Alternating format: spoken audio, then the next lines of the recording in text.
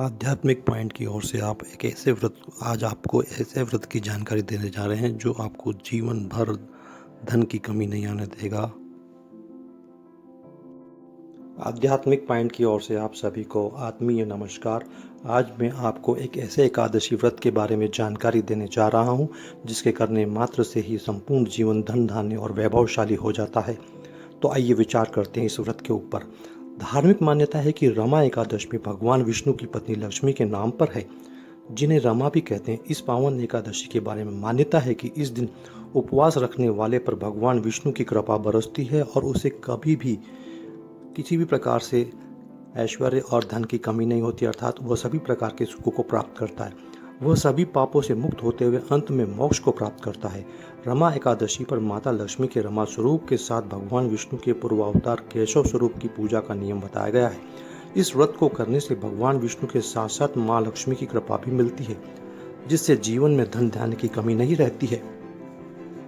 रमा एकादशी चतुर्मास की अंतिम एकादशी। चतुर्मास में भगवान विष्णु विश्राम करने के लिए पाताल लोक चले जाते हैं और पृथ्वी की बागडोर भगवान शिव को सौंप जाते हैं। 25 नवंबर को चतुर्मास समाप्त होंगे। मान्यता है कि एकादशी का व्रत सभी की मनोकामनाओं को पूर्ण करता है तथा मोक्ष भी प्राप्त होता है। साथ ही साथ मोक्ष की भी प्रवृत्ति होती है। रमा एकादशी व्रत 11 नवंबर को रखा जाएगा। यह व्रत हर साल कार्तिक माह कृष्ण पक्ष की एकादशी तिथि के दिन रखा जाता है। मान्यता है कि इस व्रत को करने से मनुष्य के समस्त पाप कर्म नष्ट हो जाते हैं। आइए इस व्रत के विधान पर विचार करते हैं। नियम के अनुसार एकादशी व्रत का आरंभ दशमी की तिथि के समापन से ही हो जाता है, इसलिए दशमी तिथि के दिन सूर्यास्त के बाद भोजन ग्रहण नहीं करना चाहिए। रमा एकादशी दिन प्रातःकाल स्नान के बाद व्रत का संकल्प लेना चाहिए और भगवान विष्णु की पूजा करनी चाहिए। एकादशी के दिन सुबह स्नान करने के बाद पूजा आरंभ करना चाहिए। पूजा में धूप, तुलसी के पत्तों, दीप, नैवेद्य, फूल और फल का प्रयोग करना चाहिए। इस दिन भगवान विष्णु का पीले वस्त्र और फूलों से श्रृंगार करना चाहिए। एकादशी के व्रत में रात्रि का पूजन का विधान भी बताया गया है। इस दिन क्या क्या किया जा सकता है? लक्ष्मी स्तोत्र, लक्ष्मी जी का श्री सूक्त स्तोत्र। एकादशी व्रत के नियमानुसार एकादशी व्रत का पारण द्वादशी की तिथि पर करना चाहिए।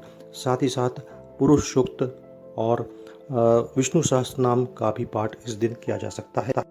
इस दिन आप भगवान श्रीमन नारायण के विभिन्न प्रकार के मंत्रों का, जैसे कि ओम नमो भगवते वासुदेवाय, ओम ह्रीं नमो भगवते वासुदेवाय, ओम विष्णुआय नमः, ओम पुरुष सूक्ताय नमः, ओम महालक्ष्मी नमः, ओम श्री महालक्ष्मी नमः, ओम ह्रीं श्रीं क्लीं महालक्ष्मी नमः आदि विभिन्न मंत्रों के माध्यम से पूजन कर सकते हैं। पूजन के पूर्व यह भी ध्यान में रखना है कि अच्छी तरह से आसन वगैरह लगा लिया जाए, धूप, दीप और नैवेद्य वगैरह भी लगा लिया जाए। साथ ही साथ सभी परिवारजन पूरे मनयोग से माँ लक्ष्मी और श्री हरि विष्णु जी की पूजा में संलग्न हो जाएं और साथ ही साथ पूरे मनोयोग से, पूरे मनोभाव से श्री हरि से कृपा प्राप्त करने के लिए प्रार्थना करें। करबद्ध निवेदन करें कि आपके घर में कभी भी धन धान आदि की कमी न हो और आपका धन निरंतर बढ़ता रहे। ऐसी पूजा मनोकामना के समय करनी चाहिए।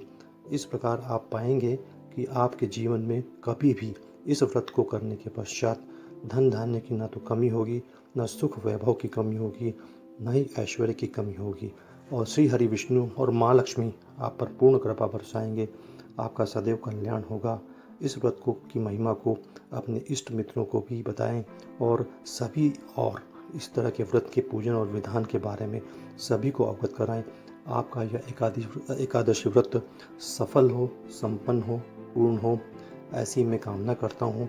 और आध्यात्मिक पॉइंट की ओर से आप सभी को दीपावली की बहुत बहुत हार्दिक शुभकामनाएं देता हूँ।